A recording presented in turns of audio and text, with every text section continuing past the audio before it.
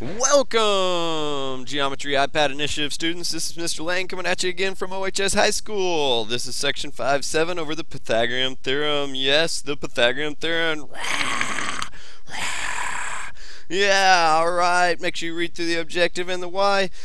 Make sure in your notes you get the title, the Pythagorean Theorem, and the number 5. Make sure you answer that and send it to me. I don't think it'll be too hard this week, so make sure you give me an honest effort. Also, be looking for that secret word, which should be somewhere through the lesson. Let's get started.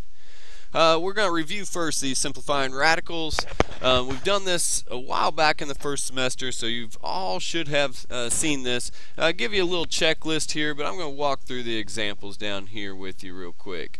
So the first thing we want to do is kind of do a factor tree and try and get the prime factors of the number underneath the radical. The radical is just another name for the square root symbol, by the way.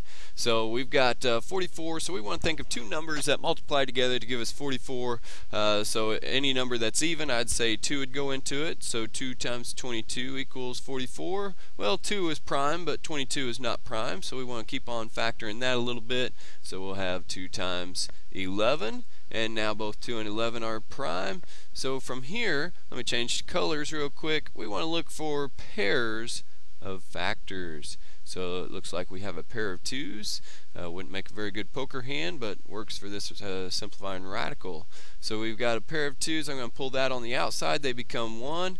Remember when we talked about it before, if you got a buddy, you can come outside and play. If not, you got to stay inside. And 11 doesn't have a buddy, so he's going to stay inside that radical. So we've got it simplified as 2 radical 11. Now we're going to do the same thing with 56. So we got to think of two numbers that will multiply together to give us 56. So what do you say out there? Yes, 8 and 7. That is perfect. Great job. Let's keep this going. Now 7 is prime, but 8 is not prime, so we want to break that down just a little bit further. So it is even. Let's say 2 times 4. And then the 2 is prime, but the 4 will come on down. So it's 2 times 2, and we want to break or pair those up. So it looks like we have a pair of 2's. Now keep in mind, we're just looking at the end branches, so we really don't have a 4 because it broke down into 2 times 2 now. We don't really have the 8. We don't really have the 56 any longer. They all broke down into other factors. So it looks like the only thing we have is a pair of 2's. So this time we have a 7 and a 2 left without a buddy. So those two got to stay inside. They can't come out and play. So we multiply them back together and leave them inside the house. Let's see, we got one more quick example here, which is 145. Anything that ends in a 5, you know that 5 is going to multiply into it. So we want to say 5, and then let's see, 5 times 2 would be 10, leave me with 45, which is 9. Well, 29 is prime, 5 is prime, so actually 145 won't break down at all, so we're just going to leave it as 145. The only other thing I want to show you that I don't have an example written right here is when we have a radical in the denominator. So let's take a big fraction here, let's say like 2 over 3 real quick. Well, the first thing we want to do when we have a fraction is break this square root up between the numerator. So we want to make 2 square roots out of it, one in the numerator and one in the denominator. Now we cannot leave a square root in the denominator and it be simplified just for the simplification rules. Read them right down here below. So we're going to multiply that by whatever that radical is on the denominator, and that will allow us to create a pair. So we pull them out and we don't have a denominator anymore. So that would be the square root of 9, which would give us factors of 3. So our denominator now is just going to go to 3, and then we have to multiply 2 times 3, which gives us 6. Which doesn't have anybody, so those stay underneath the radical. So we can have a radical sign in the numerator, but we cannot have a radical sign in the denominator. So this is what we would consider simplified. So there will be some problems throughout the lesson that we'll have to know how to simplify radicals. Alright, regular geometry students would be doing 1, 2, and 5 from page 346 at this time. We're going to keep on rolling. This is a little song that we found out there. I'm going to go ahead and play it for you a little bit, but probably not going to play the whole thing for you.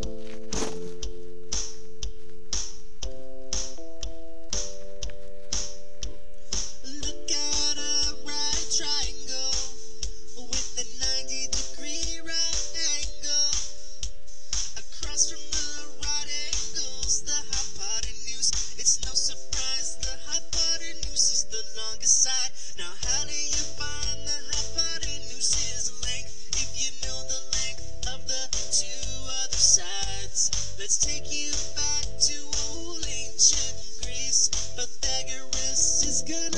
show you why.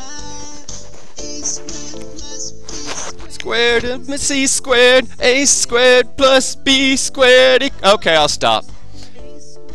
If you want to really see the video of it, just ask me during class and I'll play the whole thing for you. So let's see. So what is the Pythagorean Theorem? Well, first off, it's got to be for right triangles. So anything that is not a right triangle, the Pythagorean Theorem does not work for. It's got to be the right triangles. Your C, which is always your longest side, is straight across from your right angle, and it's called a hypotenuse. Now, where is this used a lot? Well, in construction, it's called the 3, 4, 5, because any multiple of 3, 4, 5 can give them a square when they want to square the corners of their buildings. So it does come in handy. We might do some activities with it. We'll just see how the week goes on that. So anyways, it says that a squared plus b squared equals c squared. Really doesn't matter which one of the legs is your a and your b. What matters is that you have the hypotenuse, or the side opposite of your right angle, as your c squared. Okay. Let's move on. We got a couple quick examples right here. Notice that in these examples, it looks like the x is always opposite from the right angle, so it's got to be our c. So it doesn't matter which one of these 2 or 6 that we call our a and our b. So I'm just going to say 2 squared plus 6 squared equals x squared. So 2 squared would be 4, plus 6 squared would be 36. Wow, look at that great handwriting. Equals x squared. So 4 plus 36 would be 40. And then how do we undo something squared? Why, yes, that's absolutely correct. Excellent job out there, guys. We take the square root of it to undo a squared. So those two things cancel out. Leaves us with x. And then we want to simplify that square root of 40. So I'm going to come up here, and just like we practiced before, we're going to break it down. Break it down. No. Alright, there we go. We want to look for pairs after we have it broke down. Looks like we're going to have a pair of 2's. The 2 and the 5 doesn't have a buddy, so they're going to stay inside, multiplied back together to give us 10, and then 2 times 2, or 2, it's just going to pair up and pull out there on the outside. So 2 radical 10 is how we'd want to leave that answer. Oh, by the way, the secret word today, not really a word, but more of a phrase, and really what do they call the little letters that stand for that? I don't remember right now, but it's IDK. IDK is a secret word. So first person to get that to me, of course, 2 points as always. Alright, let's set this one up then real quick. We're going to have 4 as one of our A's or B's, plus, now we're going to have a little tricky here, a tricky situation. X minus 2 is going to be our B in this situation, so we're going to have to take that and square it. Equal to our x squared. So let's see, 4 squared would be 16, plus we got to FOIL this out. So you guys that don't remember how to FOIL, this might be a quick little review for you. I'm going to write x minus 2 times x minus 2. A lot of people right here would mess up on this situation, so you might want to pay attention. I'm going to multiply that x times both the x and the negative 2, so I'm going to have x squared. And then x times negative 2 is going to be negative 2x. And then negative 2 times x is negative 2x again. And then negative 2 times negative 2 is not a negative 4, but a positive 4. Yes, I guess my voice is probably getting annoying by this point, so I'll try and talk normal. Alright, so let's add together our like terms here. We've got a couple of negative 2x's, so that's going to be a negative 4x. And then, let's see, let's drop that plus 4. And then if I've got an x squared and x squared on both sides, I can subtract the x squared, so those would just cancel out. So I'm going to write an equals 0 over here, and then I'm going to drop that 16. So it looks like I got to add 16 and 4 to get 20. And then I'm going to have to take the 20 over to the other side, so if I drag it across the equals, it will change to a negative 20. And then I've got to get rid of the 4, so I'm going to divide by a negative 4, and x would equal 5. So that's how we'd find x in that situation. A little bit trickier with the FOIL that we had to work. Let's move on.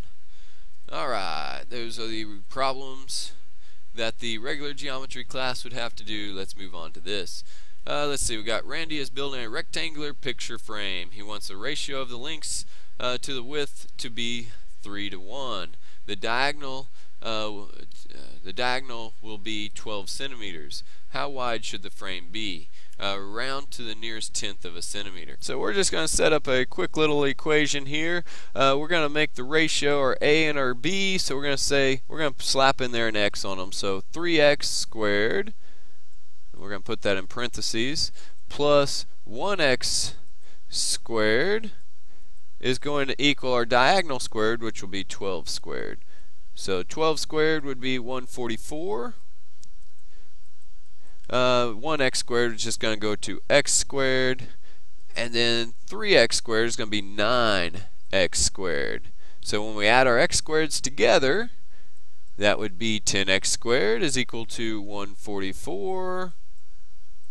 Then we got to divide by that 10,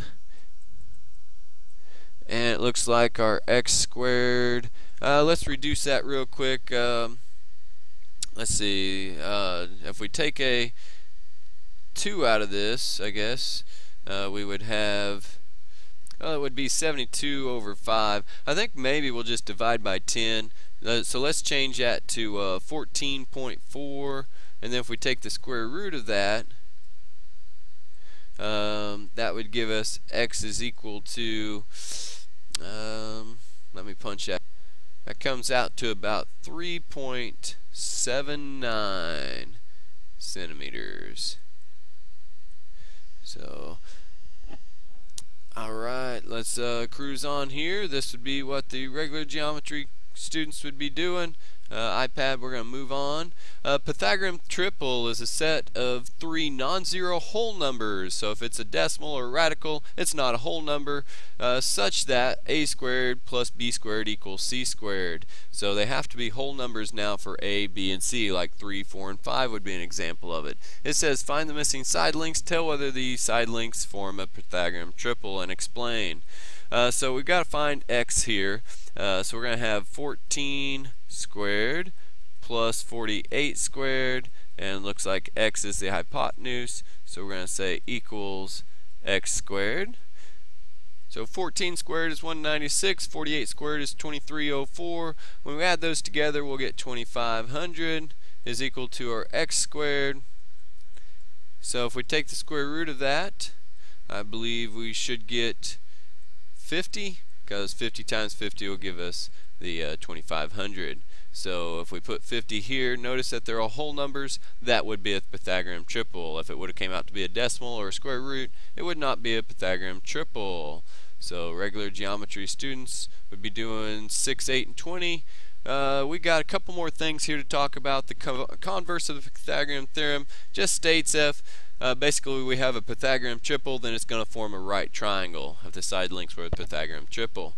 Now here's a new thing here, the Pythagorean Inequalities theorem, which states if we put c squared is equal to a squared plus b squared, and we actually try and figure what c squared would be, if it come out to be bigger when it was squared than a squared plus b squared, then it would be an obtuse triangle. If it comes out to be smaller, looks like I have a little typo there, so I'm just going to fix that real quick. If it comes out to be smaller, then it's going to be an acute triangle.